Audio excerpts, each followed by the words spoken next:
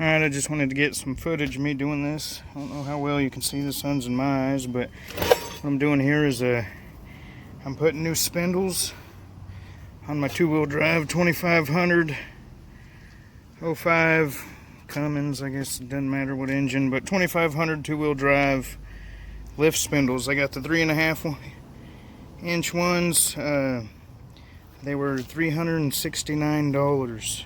Used to be cheaper, now they're expensive, but I need to get this thing up off the ground a little bit. Looks goofy. Alright, and then also I got some new wheel bearings just to make everything go. Just the whole wheel bearing hub assembly. Those were maybe like 150 bucks or something. Detroit axle, I've used them on all of my other trucks, and it's cheap and it holds up as long as I own the vehicle, which is decent amount of time, I guess. Anyway, I'll put all the sizes that I used in here. I didn't see any videos on YouTube, that's why I'm making this one. But first thing I did was undo the I don't know, steering stabilizer or whatever this deal is, or track bar, or I don't even know. Anyway, undid this guy. That was, I'll put the sizes in the, it's all, so far what I've realized is it's all standard sizes, and I had to go buy some tools, bought the wrong tools, and just using what I got. But I'll put down what I used in the description. But undid the upper control arm deal, got the bottom one undid. I don't know if you can see that. That one, dang mosquitoes.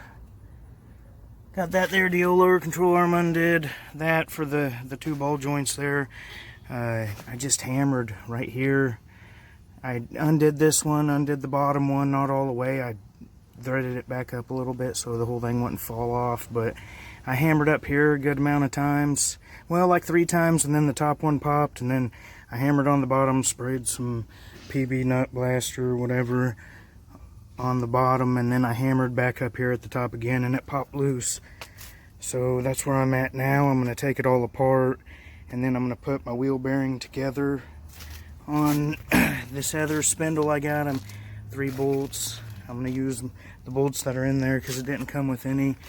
This is my wheel bearing here, and then as you can see it's 3 bolts as well, and then it came with the new ABS sensor, so that's pretty cool. And that just is right here, the plug comes down, and you got to undo one little bolt. It's a little Allen wrench, I don't know, maybe 6 or something, but it was right there. And then I hung the sensor back there, that way when I take it off it all comes apart. Alright, I'll get to it and then I'll come back and let you know where I'm at.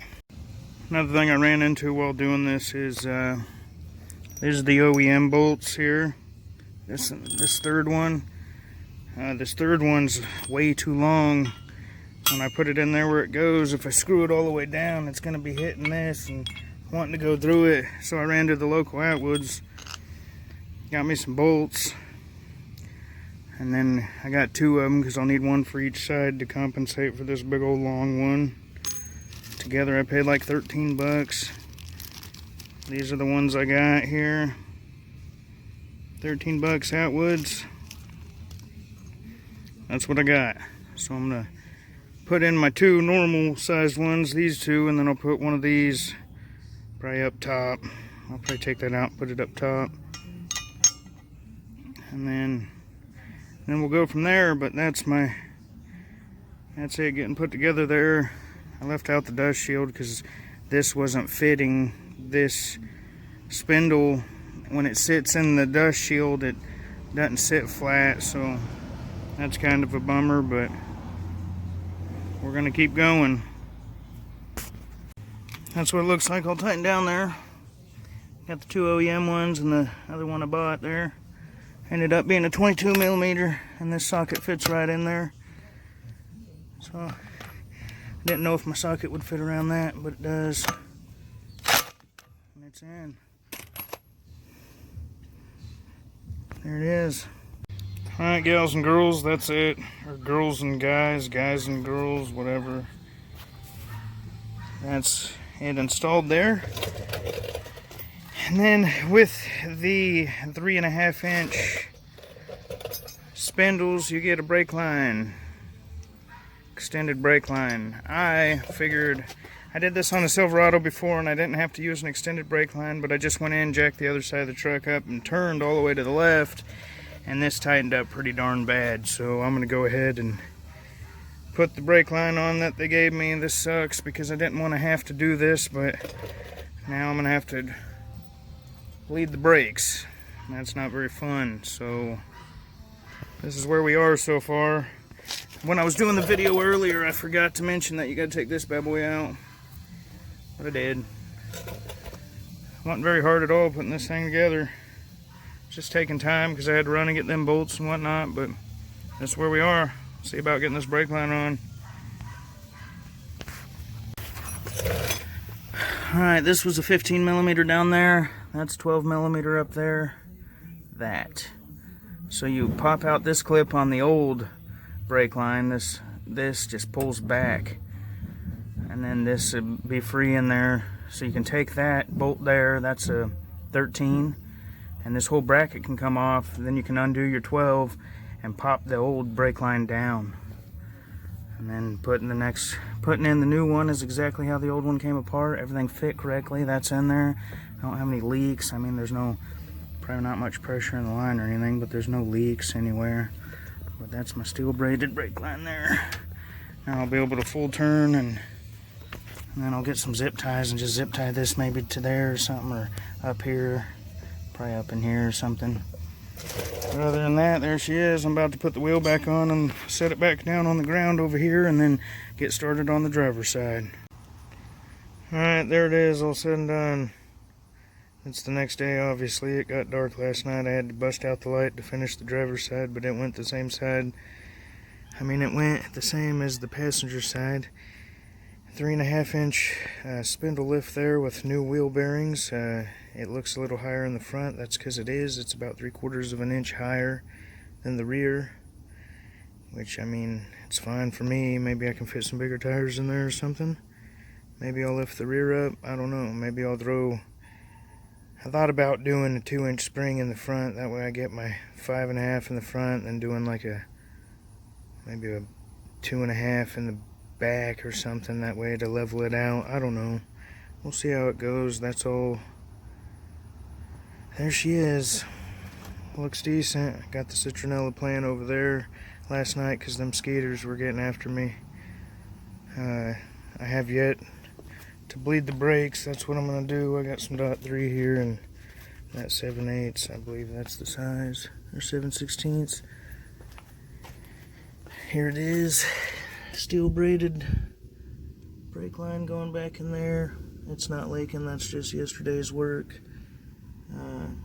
Here's my spindle all in there.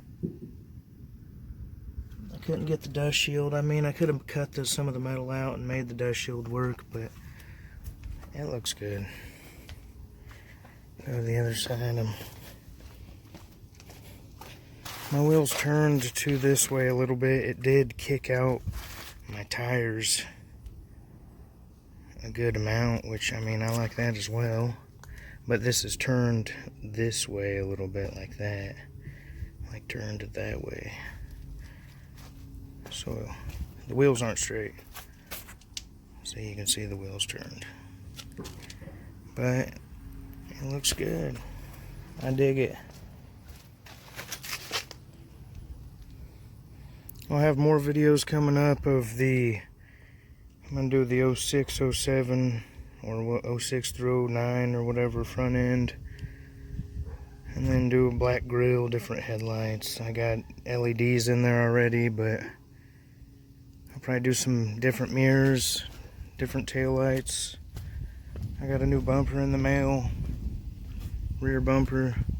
I got a buddy that does paint and body, so we're going to probably have him paint this like some kind of candy apple red or something. Some better shiny red, because this thing's got paint fades all over it. Tint the windows, take the Ram 2500 off, take the Cummins, take that black deal there off. I think it's come along good. I used to have 07, I sold it. Missed it, bought me an 05. I still have the Duramax over there, a little Isuzu, in the wife's car for now. But that's that. Hope you guys like the video.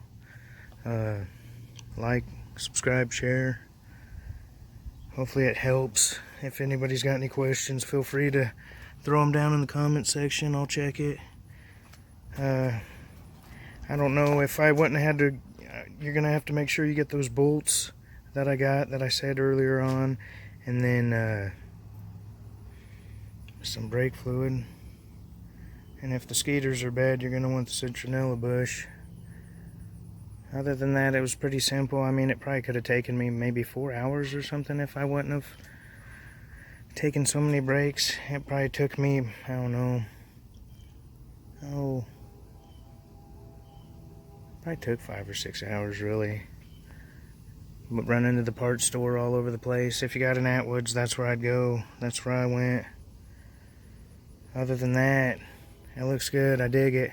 400 bucks. eBay's where I got it. I just found the cheapest one on eBay. That's what I've done for the other vehicle I did. Just find the cheapest one on eBay. For a Silverado 1500, it's only $199 though, not $400, but oh well. We'll see how she does on the road after I bleed these brakes, and hope you guys liked the video.